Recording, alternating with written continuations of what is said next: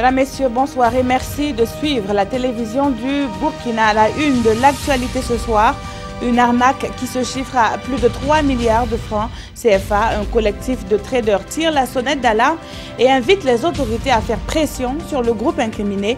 Au départ, ce groupe avait promis plus de richesses aux investisseurs qui attendent depuis 2016 les retombées de leurs placements financiers.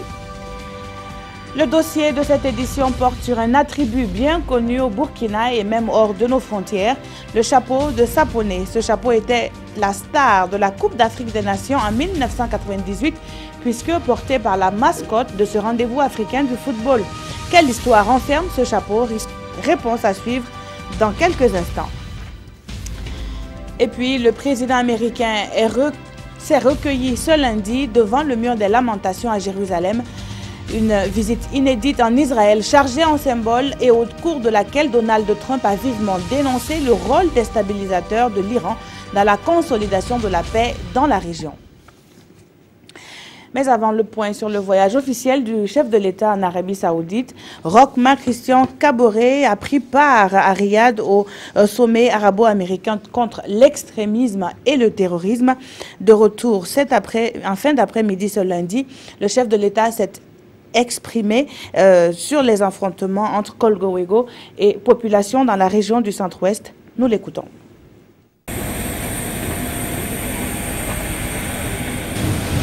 Présenter mes condoléances aux populations de Thialgo et mes prompt rétablissement également aux différents blessés suite aux événements qui se sont passés dans cette zone. Je voudrais réaffirmer ici que force doit rester à la loi et que conformément aux dispositions qui ont été déjà prises, les enquêtes iront jusqu'au bout pour que les responsabilités soient situées et que des mesures définitives soient prises pour éviter de telles situations à l'avenir.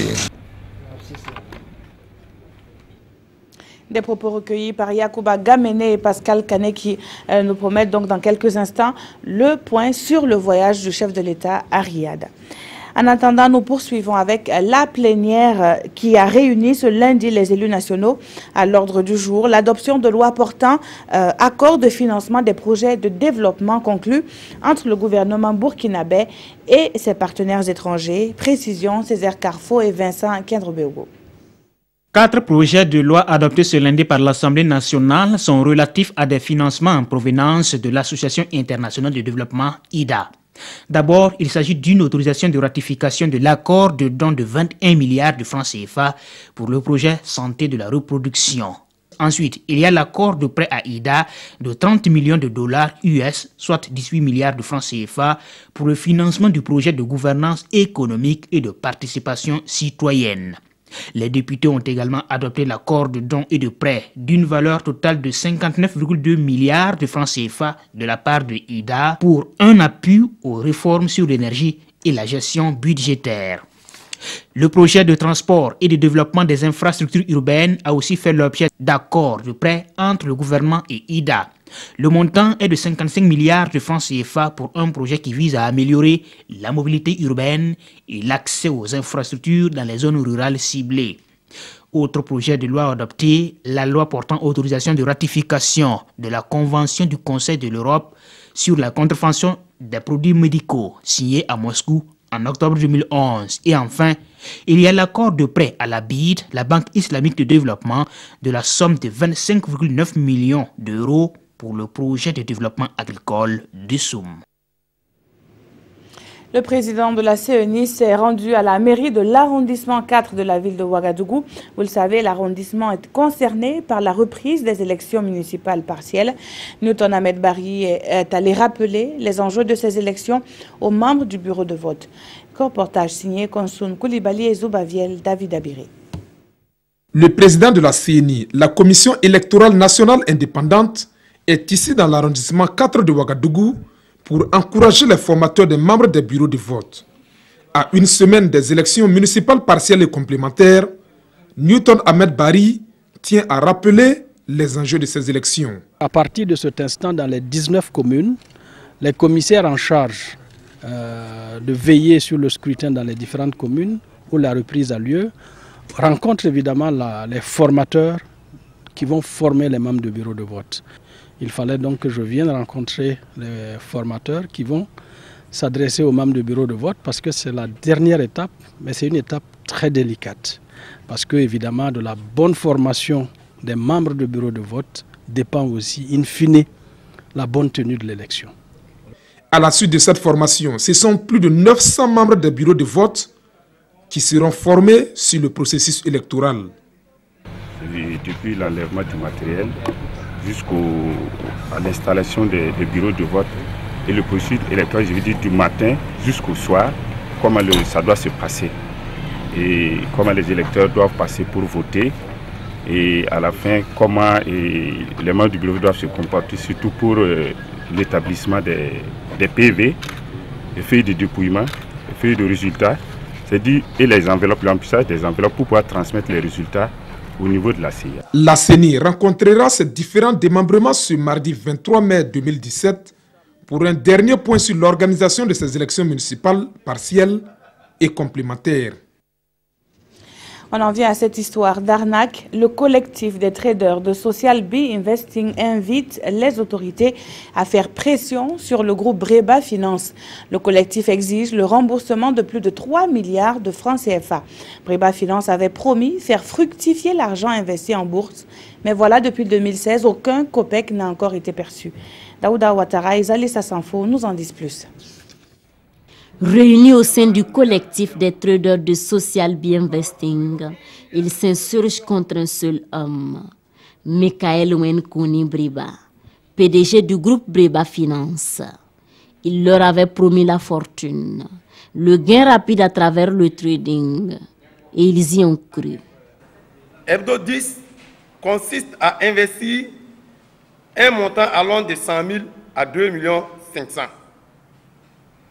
Breba se sert de cet investissement pour trader. Serait dit que le trading est une activité très rentable, pouvant aller jusqu'à 200% de bénéfices par une seule opération. Après une année de fonctionnement, ce qui leur avait fait miroiter un jour est devenu leur cauchemar.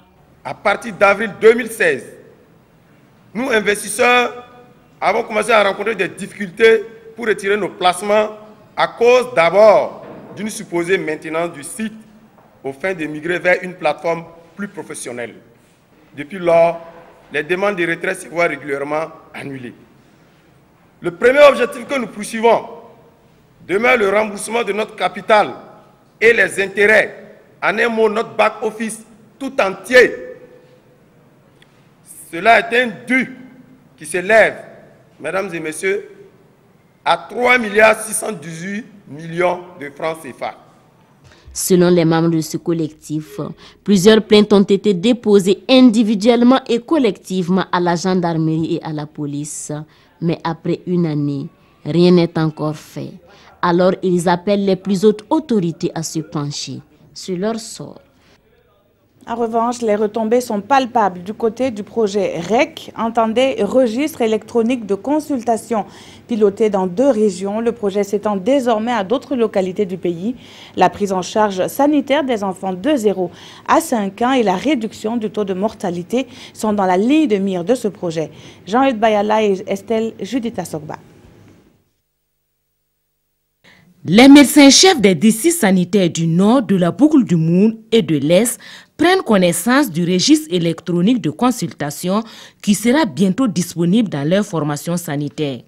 C'est un dispositif qui permet de mieux prendre en charge et de soigner les enfants de 0 à 5 ans. Tous les centres de santé et de formation sociale CSPS situés dans les régions concernées seront dotés de kits solaires et une tablette digitale avec application mobile. L'application mobile, c'est vraiment le cœur du projet. C'est un outil, un appui à l'agent de santé qui lui permet de mieux faire son travail. Donc concrètement, la maman vient avec son enfant dans le CSPS. L'infirmier va utiliser la tablette durant la consultation comme une aide, comme un outil. C'est-à-dire on va lui demander est-ce que l'enfant a la fièvre, quel est le poids de la taille de l'enfant, est-ce que l'enfant a tel symptôme. Et donc en entrant toutes ces informations dans l'application, l'infirmier va avoir un diagnostic.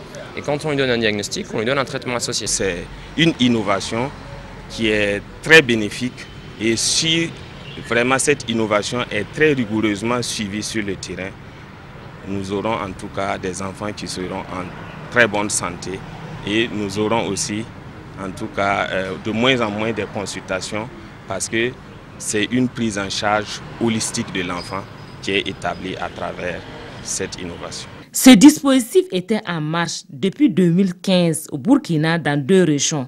Il a permis de couvrir 16 districts sanitaires et à peu près 30% des CSPS du pays. Cette première phase s'achève en décembre 2017 et avec l'appui du ministère de la Santé et de l'UNICEF, la seconde phase s'étendra jusqu'à la fin de l'année 2019. Un conseil des sages, c'est la stratégie adoptée par la Ligue islamique pour la paix au Faso. L'atteinte des objectifs de la structure dépend de ce conseil chargé de mener des activités de sensibilisation, lesquelles sont axées sur la recherche de la stabilité au Burkina. L'installation de ce tout nouveau conseil de sages avec Urbain Benito Somé et Frédéric Etienne Bassenga. Ils sont 24 conseillers délégués par la Ligue islamique pour la paix au Faso et reçoivent ici leur insigne ainsi que leur accréditation. Appelé Conseil de sages au service de la paix, cette nouvelle structure islamique doit œuvrer à renforcer l'unité nationale et à faire la promotion du vivre ensemble entre les Burkinabés. Le Burkina a traversé des périodes très difficiles. On s'est dit qu'est-ce qu'on peut faire pour apporter un plus pour rechercher la paix au niveau de tous les Burkinabés. C'est ça qui nous a guidés, en tout cas à créer cette Ligue islamique pour la paix. On a été chez le cardinal, on a échangé, qui a montré sa disposition à tout moment pour qu'ensemble on puisse rechercher la paix. On a été voir le président des assemblées de Dieu, M. Nyamuro, le pasteur Nyamuro. On a échangé, c'est le même souhait. Donc on se dit que toutes les composantes sont unanimes, qu'il faut ensemble rechercher la paix au Burkina Faso. Premièrement, nous allons nous approcher de nos frères musulmans et chrétiens et les non-religieux d'abord. Et aussi, si nous avons entendu qu'il y a des conflits entre des gens, des villageois, ou des familles, ou des gens à cause de la religion, ou dans des églises ou des mosquées, nous allons nous approcher. Et je pense aussi qu'Inch'Allah, nous allons faire des tournées pour sensibiliser les gens. Parce qu'on dit que mieux vaut prévenir que guérir. Les jours à venir, le Conseil présentera son plan d'action stratégique et ses orientations. Créée en décembre 2016, la Ligue islamique pour la paix au Faso envisage tout faire pour instaurer à tous les acteurs sociaux des comportements de nature à préserver la paix au Burkina Faso. Ouvrons à présent une page consacrée à la culture dans ce journal et tout de suite nous partons pour Saponé, localité située dans le Bas-Zéga. La commune a accueilli ses fils et filles dispersés sur l'étendue du territoire national. Des retrouvailles voulues par des chefs de canton, l'un à Zorgo et l'autre à Saponé, mais tous deux descendants d'un même ancêtre, Naba Kouda, premier chef de Saponé. Une rencontre peu commune commentée par Isaka Oudraogo et Oumar Zambré.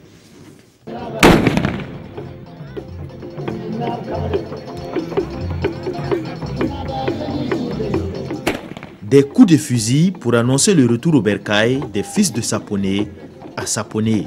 Un retour aux sources conduit par le premier responsable coutumier du canton de Zorgo, le Zorgo Naba Sanam, lui-même arrière-petit-fils de Sapon Naba Kouda et frère de l'actuel chef de canton de Saponé, Naba Sigri. Jamais auparavant, ces deux chefs coutumiers ne s'étaient rencontrés en tant que chefs, fils d'un même aïeul.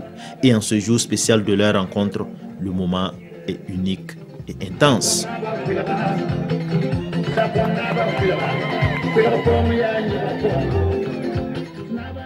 Après les retrouvailles, les deux chefs vont partager le même trône pendant le temps de la durée de cette visite.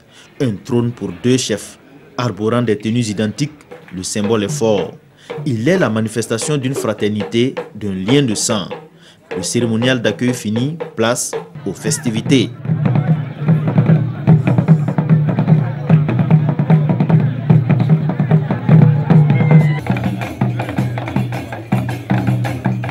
Plusieurs troupes de chant et de danse se sont succédées devant la tribune royale. Le chansonnier Zouk Nazaramda n'a pas manqué d'enflammer le public à travers un retour sur les faits historiques. Ici, c'est un flûtiste de la troupe Warba de Koupela qui s'adresse au chef de Zorgo et de Saponé dans un langage que seuls les initiés comprennent.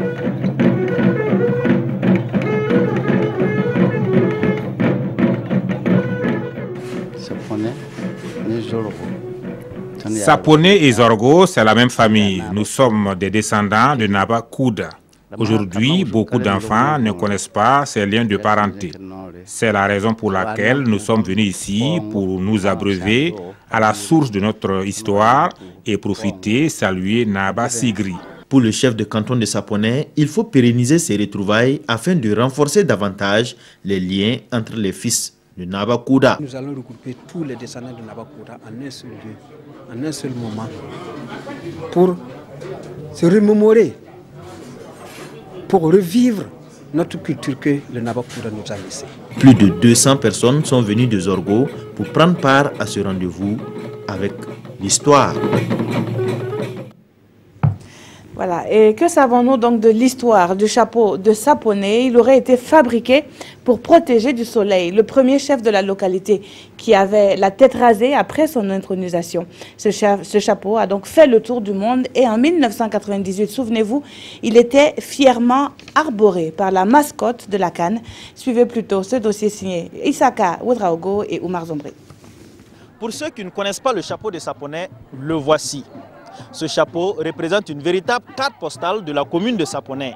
Sa renommée n'est plus seulement locale, mais elle a acquis au fil des ans une renommée nationale au point de devenir la carte d'identité de l'ethnie Mouaga. Le chapeau de Saponé est à 100% fait à la main. Sa confection peut varier selon la dextérité des artisans. Il y a des gens qui peuvent tisser un chapeau en un jour, d'autres en 2, 3 ou même 4 jours. Tout dépend de la rapidité. Plusieurs femmes et hommes vivent du tissage de cette valeur culturelle de la commune de Saponé. La vente de ces biens confectionnés sert à maintenir la cuisine familiale toujours au chaud pendant la période de soudure et bien plus, car ici, les tisserands sont pour la plupart agriculteurs. C'est ce que nous utilisons pour scolariser nos enfants et gérer l'après-saison des pluies. Nos parents se servaient des bénéfices pour payer les impôts de capitation en son temps. Ce chapeau a fait le tour du monde avec la mascotte Fofo de la CAN 98. Pour connaître son origine, il faut remonter le temps jusqu'au chef de Saponé, Naba Kouda. Un jour, il s'est rasé la tête. Il s'est dit, attention, le chef ne doit pas sortir au soleil. J'ai besoin de quelque chose pour me couvrir la tête. Subitement, un homme intelligent, voulant protéger son roi, a trouvé quelque chose pour que le roi se protège. Aujourd'hui, ce couvre-chef s'est démocratisé. Il est porté par tous pour se protéger du soleil et de certaines intempéries. Mais bien plus qu'un outil de protection, il est une œuvre d'art que Naba Sigri veut promouvoir. Moi, je vais créer des entreprises féminines, d'où les femmes vont faire le chapeau à l'intérieur de la case. Et les cordonniers vont se mettre à confectionner le chapeau. Et je donne une proposition sans chapeau que nous allons offrir à la présidence du Faso, à offrir aux amis du Burkina, que ce soit à l'intérieur, que ce soit à l'extérieur. Présent à Saponé pour la cérémonie des retrouvailles des fils de Naba Kouda, Daniel Kaboré n'a pas pu s'empêcher de prendre quelques chapeaux pour lui et sa famille. Bon, j'ai payé pour aller donner à mes enfants et moi-même. Chaque fois, je vois que les mousses les portent ça. Donc c'est pour ça que j'ai payé. Le coût de ces chapeaux de Saponé dépend de la finition et de la qualité des matériaux utilisés pour son tissage. Il y en a pour toutes les bourses. Alors, si un jour vous faites un tour à Saponé, n'hésitez surtout pas de vous en procurer. Elle s'appelle Marie Gailléry, elle est cantatrice depuis sa tendre enfance et fait la fierté de tout un pays. Dans la province de la Nyanya, elle est incontournable quand il s'agit d'animation culturelle. Plusieurs fois lauréate de la Semaine nationale de la culture, l'histoire de Marie Gailléry a intéressé Ibrahima Sombier et Harouna Maré qui signent ce portrait.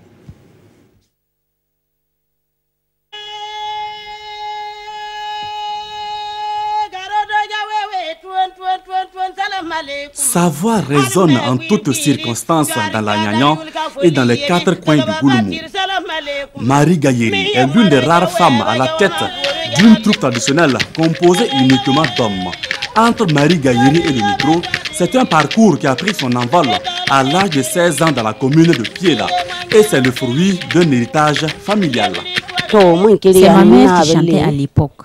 Et moi, j'ai pris la relève. Dans notre tradition, il est permis à l'homme et à la femme de chanter. Que ce soit pour de bonnes ou tristes nouvelles, je chante. Mais les chansons diffèrent en fonction des circonstances. Son premier album est sorti en 2008, après un tour sur le podium du concours des vedettes de la chanson traditionnelle initiée par la RTB. Une compétition qui lui a permis de s'offrir le premier prix. Flûte, calebasse et guitare traditionnelle donnent du rythme à la mélodie du groupe.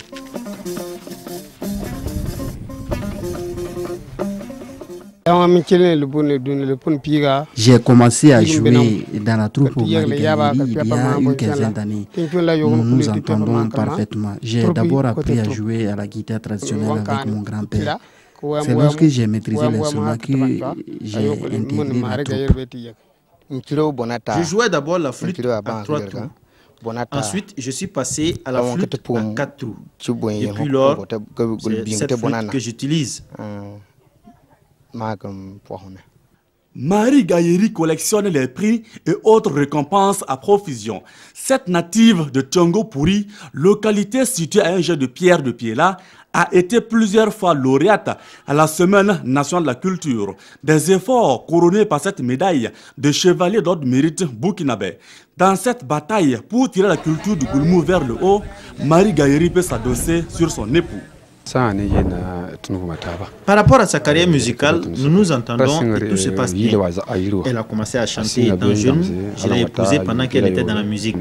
Quand elle a une prestation, je l'accompagne ou je lui donne mon accord.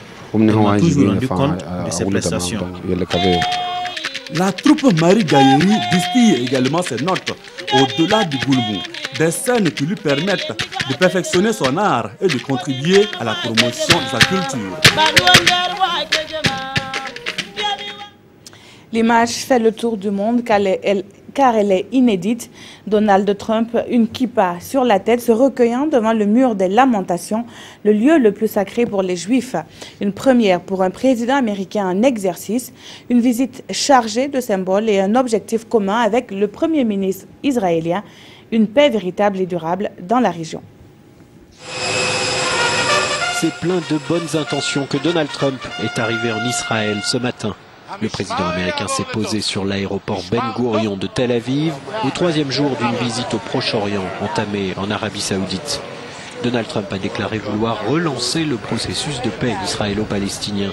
Il doit rencontrer séparément le Premier ministre israélien Benjamin Netanyahou et le président palestinien Mahmoud Abbas. Cet après-midi, c'est au pied du mur des lamentations à Jérusalem que l'on retrouvera le chef d'État américain. Il visitera aussi l'église du Saint-Sépulcre. En signe d'apaisement, juste avant l'arrivée de Donald Trump, le gouvernement israélien a adopté ce dimanche soir une série de mesures destinées à faciliter la vie des Palestiniens et favoriser leur économie. Depuis le début des manifestations, le Venezuela compte une quarantaine de personnes tuées. Un homme a été poignardé puis brûlé vif par des manifestants. Les pro-Nicolas Maduro accusent l'opposition d'avoir commis cet acte de barbarie. Attention, certaines images peuvent choquer un jeune public. Une rare violence lors des manifestations au Venezuela. Cet homme, poignardé, frappé et grièvement brûlé, est toujours en vie aujourd'hui.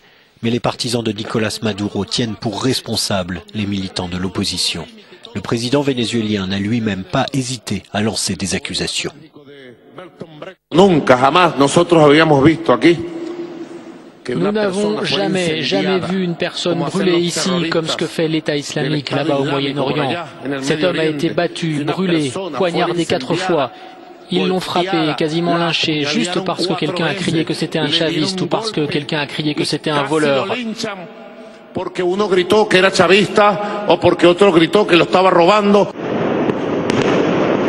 Le Venezuela est en plein chaos depuis plusieurs semaines. Les manifestations quasi quotidiennes de l'opposition sont de plus en plus durement réprimées. 48 personnes sont mortes depuis début avril.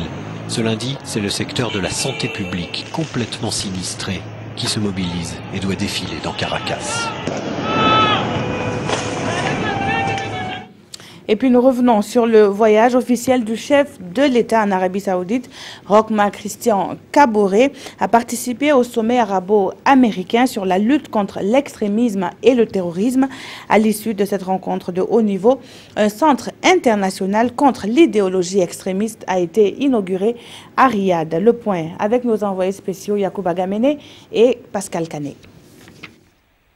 Ensemble, nous vaincrons. C'est l'appel du roi Salman, un appel à l'unité face à l'extrémisme violent. Plus de 25 chefs d'État du monde arabe, de l'Afrique et de l'Amérique ont répondu à cet appel de l'Arabie saoudite à barrer la route à l'extrémisme violent.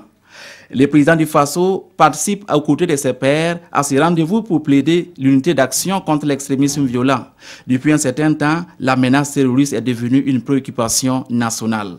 Ça a été une journée qui a été consacrée à la lutte contre le terrorisme, à la nécessité que nous nous convainquions encore une fois, si besoin était, que la lutte contre le terrorisme est une lutte collective.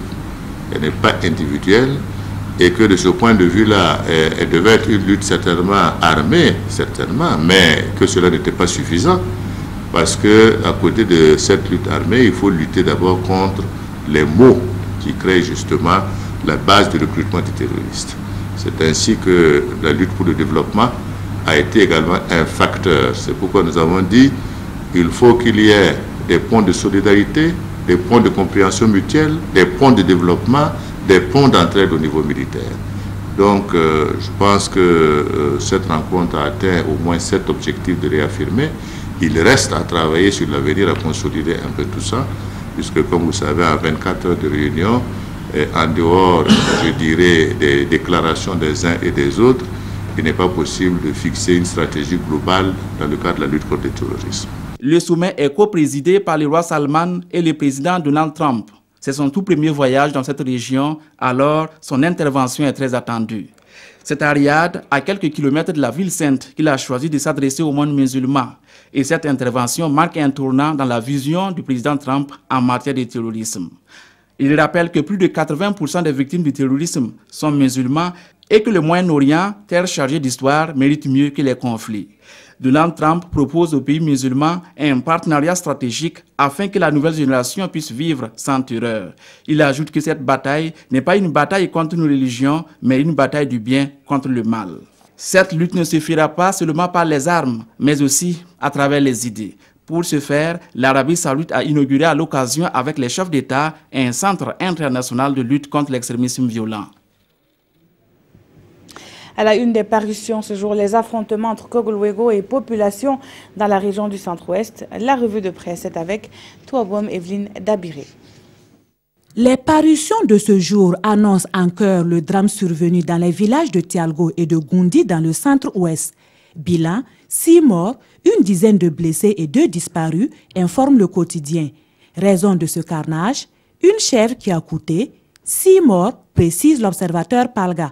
Ce journal explique que tout serait parti du vol d'une chèvre et les Kogluego auraient rançonné le coupable à payer une amende de 700 000 francs CFA. La famille du présumé coupable aurait été assiégée le 18 mai par des Kogluego menaçants, venus récupérer ce qu'ils considèrent comme leur dû. Et dans ce méli-mélo, 3 coups de feu partent avec le bilan qu'on connaît. Mais que fait l'État dans tout ça? Interroge l'observateur Palga qui répond dans la volée.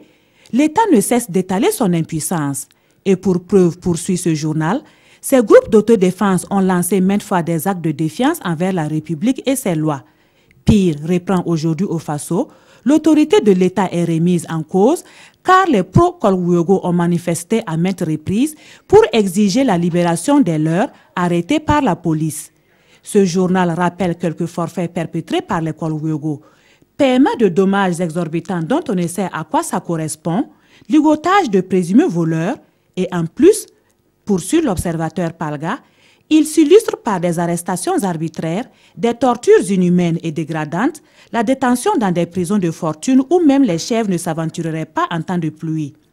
Maintenant, ça suffit, s'écrit l'Express du Faso, qui avance qu'il faut siffler la fin de la récréation, ou du moins de cet autre banditisme qui ne dit pas son nom et qu'on est en train de légaliser, estime ce journal. En réplique, le gouvernement a pris un décret interdisant les activités des Kogluego dans le Boulkiemde et le Sanguier. À ce propos, Le quotidien conclut: au travail donc, chers gouvernants, pour restaurer l'autorité de l'État.